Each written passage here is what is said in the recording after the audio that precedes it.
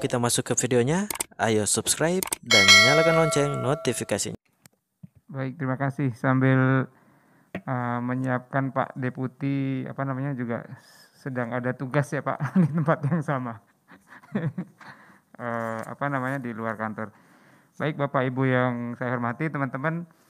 So dari sekarang mohon tidak menghubungi saya lagi secara langsung ya. Ada Pak Satya. Jadi apapun pertanyaan dari teman-teman, jawaban pertama saya adalah saya share nomor Pak Satya. Pertama gitu. Kemudian yang berikutnya, ini sudah ada beberapa yang yang bertanya Pak ya, dan sudah disiapkan, mungkin akan direspon dahulu oleh Pak Armen.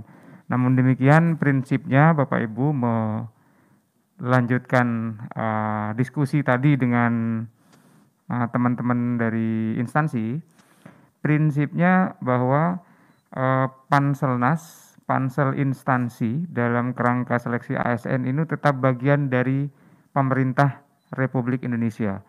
Jadi kalau pemerintah melalui otoritas katakanlah Kepala Satgas COVID nasional, garis miring Kepala BNPB mewajibkan, maka kami pun harus tunduk terhadap kewajiban itu, rekomendasi itu. Namun demikian tentu di sana sini akan ada pengecualian karena yang ditentukan oleh pusat itu adalah ideal gitu ya. Jadi disebutkan oleh Pak Suharmen tadi banyak sekali, ribuan, puluhan ribu bahkan DM, kemudian yang di medsos 6 bulan, 9 bulan, busui ya, ibu menyusui, kemudian darah tinggi seperti saya misalnya, komorbid gitu. Kemudian yang lain-lain jangan khawatir. Nah, surat dokter yang dimaksud haruslah surat dokter pemerintah sebagaimana amanat peraturan perundang-undangan. Jadi setiap ada surat keterangan dari medis haruslah dokter pemerintah, bukan dokter swasta ya. Di puskesmas juga sudah ada. Kemudian berikutnya lagi, saya coba ini ya Pak Deputi, katakanlah gini, kan tadi disampaikan bahwa untuk titik lokasi BKN akan kita mulai tanggal 2 September dan seterusnya ya, tetapi jangan kemudian teman-teman semua berpikir semua tanggal 2. Contoh misalnya, untuk titik lokasi Kanrek 3 BKN Bandung, yang tanggal 2 itu hanya Kementerian Luar Negeri misalnya. Tanggal 3 mulai merambat ke Kementerian Agraria. Kementerian Pan RB 12 September di titik lokasi Kanrek 3 Bandung. KLHK 19 September. Jadi masih banyak waktu untuk kita berkesempatan katakanlah mendapatkan vaksin untuk daerah Jawa, Madura, Bali. Jadi tidak semuanya tanggal 2. Jadi jangan putus asa dulu.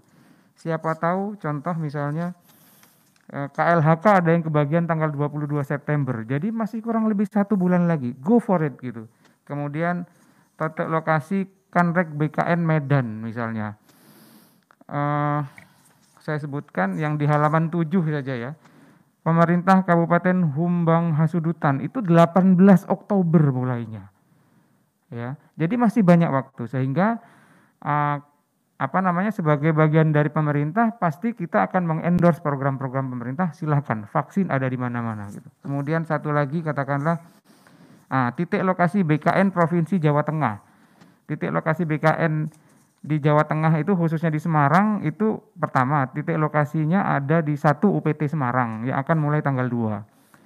Tetapi titik lokasi BKN di Provinsi Jawa Tengah di Semarang yang kami akan create nanti pasca pelelangannya selesai itu akan mulai di 14 September. Nah 14 September itu Kementerian ESDM, Badan Pengawas Pemilihan Umum, BPOM misalnya. Kementerian Perhubungan akan mulai 17 September again. Message saya adalah masih banyak waktu. Nah kapan sebenarnya masing-masing peserta itu tahu saya di mana, di titik lokasi mana gitu. Pertama, basisnya apa yang Anda pilih di seleksi administrasi itu. Tetapi kemudian ada beberapa perubahan yang dilakukan oleh instansi. Jadi melalui surat kepada Kepala BKN, CQ Deputi Sinka, kalau itu sebelum 18 Agustus dan itu reasonable, itu maka biasanya kemudian oleh Pak Deputi di apa namanya, di ACC, direkomendasi, termasuk misalnya dalam rangka pencegahan COVID dan sebagainya ya. Jadi yang tadinya di mana menjadi titik lokasi mandiri atau cost sharing mandiri di mana gitu. Itu yang terjadi, dan silakan nanti pada H-3 misalnya dicek lagi, katakanlah ada di titik lokasi mana, sambil Bapak Ibu peserta apa namanya, mencetak kartu deklarasi sehat gitu ya. Jadi saya kira itu tambahan dari saya dulu sebelum ke yang lain-lain. Jadi masih banyak waktu sampai dengan bahkan ada yang katakanlah 20 Oktober gitu, masih panjang lagi. Kalau kita sudah menyerah di 25 Agustus, padahal masih ada 1,5 bulan lagi kemungkinan kita baru apa namanya, mengikuti seleksi, maka saya boleh bilang gitu ya Pak Harmen ya, ini daya juangnya calon AS ini gimana sih gitu. Yang kedua tentang apa namanya swab. Sekarang tadi Pak Kepala bercanda, sekarang itu harga swab sudah 4 kali harga bungkus rokok katanya begitu. Nah, saya sampaikan di medsos, mungkin jarak keberhasilan antara kita dengan NIP yang ada di depan mata itu hanya sebatas harga swab, Pak Deputi dan Pak Karuhumas. Baik, Bapak Ibu teman-teman, seperti yang sudah saya sampaikan tadi beberapa contoh ya. Jadi untuk kasus Kementerian Luar Negeri yang tanggal 2 September itu sudah 2 hari yang lalu ya Pak Harmen ya. Pak Harmen sampai 10:30 tuh Pak. Tanda tangani satu-satu gitu, untuk memastikan bahwa tersedia banyak waktu bagi teman-teman Kemenlu. Kenapa saya sebut Kemenlu? Ini sekedar contoh saja. Tetapi memang ada request bahwa mereka akan menjalani seleksi kompetensi bidang yang tidak hanya berbasis CAT. Kalau nggak seluruh ada 7 atau berapa, nanti Pak Harmen yang lebih paham itu. Nah itu membutuhkan waktu yang lebih lama. Oleh karena itu, karena request itu dan memang faktanya begitu, kami dahulukan. Jadi tidak ada privilege lain kecuali memang atas request gitu ya. Jadi sudah sehari atau 2 malam yang lalu lah, ini saya sedang komunikasi langsung dengan Pak Win Pak dan Pak Karuhumas, Pak Karu SDM-nya untuk segera diumumkan dalam 1-2 hari lagi. So bagi mereka paling cepat itu masih ada waktu 8 hari kalender untuk menyiapkan diri berbagai persyaratan dan sebagainya. Dan persiapan perjalanan seandainya ternyata tidak bisa dihindari harus lintas provinsi gitu ya. Dan untuk diketahui Kementerian Luar Negeri ini memakai hampir semua fasilitas BKN. Nah hari ini saya memakai selendang dari NTT bukan apa-apa, sebagai wujud permohonan maaf saya bahwa BKN sampai tahun ini belum punya titik lokasi Kanrek atau UPT di NTT ya, Nusa Tenggara Timur. Jadi kalau secara effort teman-teman di NTT, hormat saya kepada mereka semua, itu effortnya lebih besar karena paling dekat UPT-nya Mataram ya Pak Deputi ya gitu ya mungkin. Nah, tetapi untuk titik lokasi mandiri instansi daerah itu tersedia di masing-masing, di Kabupaten Malaka, misalnya Timur Tengah Selatan dan sebagainya. Baik, tentang informasi, kalau ada 2 case sebenarnya.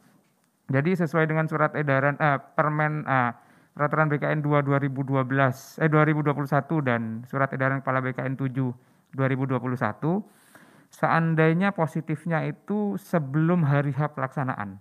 Misalnya kembali lagi ya tanggal 2 gitu, saya cari tanggal lain deh. Tanggal 10 Kementerian Perindustrian misalnya tanggal 10 September di titik lokasi Surabaya, BKN Surabaya misalnya. Tetapi ternyata tanggal 5 hari sebelum hari H-nya ternyata positif dan harus isoman. Maka saat itu juga harus dipastikan bahwa mereka segera menghubungi instansinya. Di mana yang tertera di helpdesk BKN banyak. Ada yang memakai sistem email, ada yang memakai fax, ada banyak yang memakai WA, nomor call center hari kerja misalnya. Silakan, itu kan memang dimungkinkan sesuai dengan kapasitas instansinya. Tidak harus datang langsung. Jadi beforehand, sebelum hari hanya sudah pasti positif karena isoman, segera hubung mereka. Untuk kemudian mereka akan bersurat kepada BKN. untuk ditentukan jadwalnya, dan kami akan mencari nanti secara teknis di mana waktu yang longgar di titik BKN terdekat. Kalau tadinya dia sudah di titik BKN itu, maka akan di sana lagi gitu. Tapi ada juga misalnya Kabupaten Trenggalek katakanlah ya, cuma 5 hari, tiba-tiba si yang bersangkutan itu negatifnya pada hari ke-7. Nah, sudah bubar di Trenggalek, maka harus mau tidak mau yang terdekat ke Surabaya. Nah, oleh karena itu, saya ingin teman-teman wartawan mengendorse di pemberitaan bahwa silakan katakanlah medsos instansi atau web instansi itu di bookmark saja oleh teman-teman. Kalau ada beberapa instansi yang sangat aktif, misalnya saya sebut Kementerian Luar Negeri, Kejaksaan Agung, Cirebon misalnya, itu medsosnya aktif sekali. Nah, silahkan berkomunikasi di situ. Even menurut saya kalau ternyata positif pun bisa mungkin disampaikan di sana, tetapi harus dipastikan bahwa adminnya mengetahui itu. Jadi itu kira-kira. Dan apabila ternyata masih apabila tadi ternyata sudah disebutkan oleh Pak Deputi case yang lain ya, kalau ternyata hari hanya kemudian positif, Pak Deputi sudah menjelaskan. So prinsipnya kami usahakan Panselnas, pansel instansi akan memfasilitasi, tapi mohon kami dibantu, help me to help you. Jadi kalau Anda peserta sudah jelas-jelas terkonfirmasi positif, silahkan. Kalau ada yang 2 hari sebelumnya silahkan. Tetapi mohon diingat, sekali lagi ini mohon dinotis, kalau mereka katakanlah hari ini hari apa? Hari Rabu ya, hari Rabu, dia tesnya Kamis misalnya. Kemudian hari Rabu swab ternyata positif, baru Jumat atau Sabtu melapor ke instansinya, itu tidak bisa. Maka kami anggap yang bersangkutan tidak hadir ya Pak Deputi ya, karena lapornya itu pasca gitu, H+1 tidak bisa. Maksimal pada H dia melapor dengan cara-cara atau mekanisme yang ada di helpdesk SCAN. Mungkin itu Pak Karo, terima kasih. Targetnya berubah-ubah terus. Kemudian untuk P3K non guru ini Pak, karena itu sama, Anda calon peserta P3K non guru itu merupakan anak kandung Panselnas juga, jadi nggak ada anak tiri atau anak kandung gitu ya. Nah, tapi kemudian mekanisme prokesnya tetap memenuhi yang sudah disyaratkan oleh Satgas Covid Nasional, tetapi kemudian penjadwalannya itu dikoordinasikan oleh Kemendikbud Ristek, dan kami kemarin sudah berkoordinasi juga tahap 1, tahap 2, tahap 3 itu akan tetap terlaksana sampai dengan November. Kalau tidak keliru 19 September kalau tidak keliru ya. Nanti infonya dari Kemendikbud Ristek saja di web atau medsos mereka yang untuk meyakinkan. Prinsipnya perlakuan prokesnya akan sama. Sistemnya boleh UNBK, oleh KBKN, tetapi yang lain sama gitu ya Pak. Emang baik. Saya sampaikan tadi, jadi sampai dengan tadi malam pukul 21.30, Pak Deputi telah menandatangani jadwal per kuota per instansi pusat dan daerah. Kalau kementerian lembaga sebanyak 48, instansi daerah 442. Ini sudah lebih dari 80%. Namun jangan lupa teman-teman, ini jadwal adalah untuk yang titik lokasinya di BKN, Pusat, Kanrek, dan UPT. Belum yang mandiri, karena yang mandiri akan mulai 14 September. Ini ada unsur juga, jadi Panselnas ingin melihat efeknya dulu. Tanggal 2, 3, 4 gimana? Apakah seperti Pak Deputi sampaikan tadi kenaikan klaster? Tidak, we go gitu. Dan ada beberapa, tetapi juga ada beberapa yang tadi saya sebutkan cost sharing mandiri, cost sharing instansi daerah yang di Palembang ya, itu menyatakan siap untuk 4 September.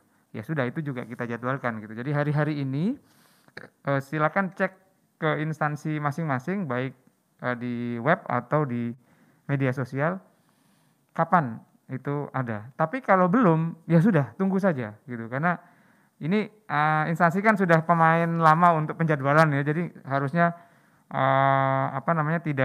tidak lambat gitu. Tapi kami sudah pastikan, kami sudah simulasi berapa kali, kira-kira 7 hari atau seminggu sebelumnya pasti sudah ada jadwalnya gitu ya. Pasti sudah ada jadwalnya. Baik, dan kemudian Nah, kalau tadi CPNS, terus kemudian P3K guru sudah disinggung, bagaimana dengan teman-teman P3K non-guru yang jumlahnya sekitar 42.000.